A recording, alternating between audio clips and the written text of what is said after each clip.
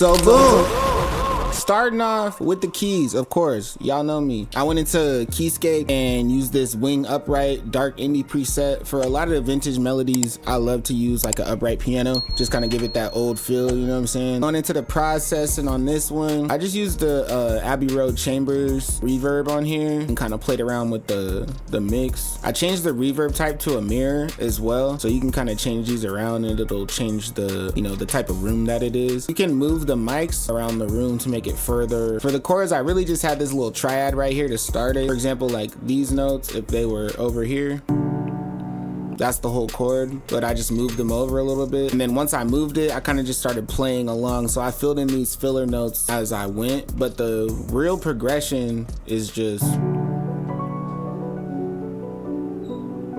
it's just that hit, the doom. Thing that I feel like helped me get really good with my melodies and make them feel like more humanized is kind of layering notes on top of each other. Like it kind of look a little messy, but it makes sense because it gives it that, like, if you're playing piano and you're using the pedals, you have a sustain, right? So you kind of like are hearing notes on top of each other, even if you're playing them back and forth. It's like almost like a delay effect. So that's kind of what I wanted to go for with this melody.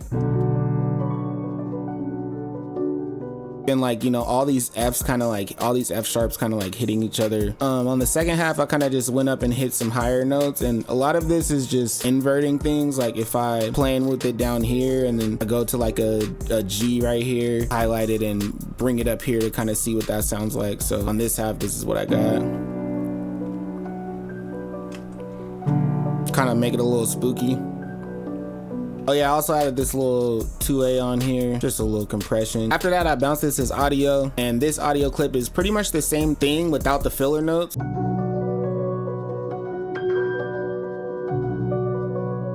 Sometimes to like switch it up and give you like some breathing room, I'll like take out stuff that I added in and just have the basic chords going with whatever extra stuff I have down here, which we'll get into in a second. I took that same progression minus the filler notes and I laid it down on these strings from Triton, and this is the Analog Velvet preset.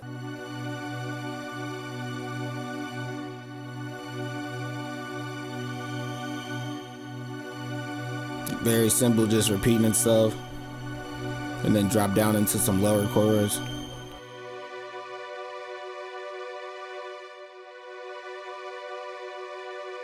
I don't even think I did too much processing. I didn't do anything on this, I just laid them down. Next thing I added was this little arp.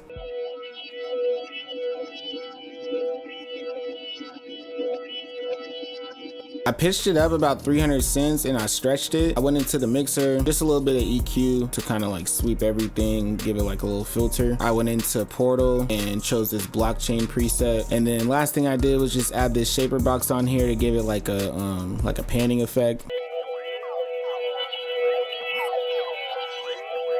Alright, boom. So now I went ahead and added some brass to kind of like fill in the gaps. And this brass is from the augmented brass. Those chords pretty much the same. I just kind of moved them over a little bit.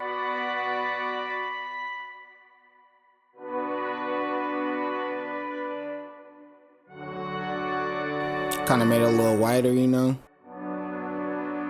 Tension and release, man, that's all it's about. Bigger, smaller, feel me? I'm gonna go into the bass because I feel like the bass low-key is the main instrument of this sample. I went into Contact, the Rickenbacker bass, which is like, if y'all don't have this, bro, go get this because it will change your vintage samples for real. This is like my go-to bass for everything. Instead of playing it as like a low bass, like a low bass guitar, I kind of played it as a higher, almost like an electric guitar in my head or like an acoustic guitar.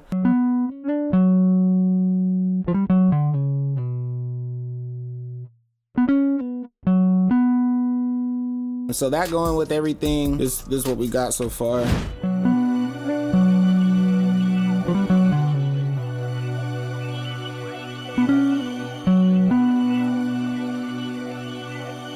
Next thing we really needed to add was just accents and kind of like, you know, ear candy to kind of fill in the space. I added a lot of guitar kind of phrases, but chopped them up a little bit. And then I added some talking in the back, like some reverse talking to kind of give it like a little bit more texture. Oh, I forgot about this bass loop. Yeah, I did chop up this bass loop as well.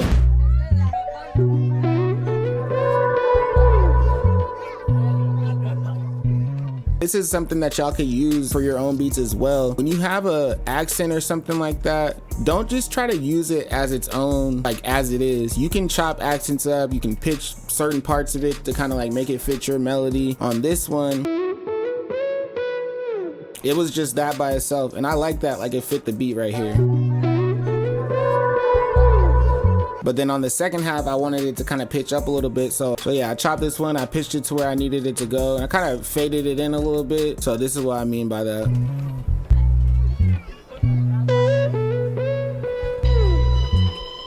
You know what I mean? It fits the beat a lot better. Honestly, man, we could really just play the whole thing. That's really the whole sample. I think I should play the second half by itself one more time, but I think the main takeaways are kind of just like, you know, layering your piano notes, obviously sound selection. This bass, you don't always have to play your bass at like a low pitch. You can play it a little bit higher and treat it like a different guitar. And also too, because we're making samples, it's like, I like to leave room for the bass. Honestly, like I know that people make samples with bass in them, you know, sub 808, whatever. As a producer, if you send some samples to somebody, the first thing they're gonna do is take out the low end, you know what I mean? So it's like a lot of times we don't even need to be putting stuff on that low end for real. I think we just do to kind of make it sound like, you know, to cover all the frequencies and make it sound full. Y'all let me know what y'all think, man. If y'all want more vintage sample breakdowns, let me know in the comments, man. Let me know what y'all want.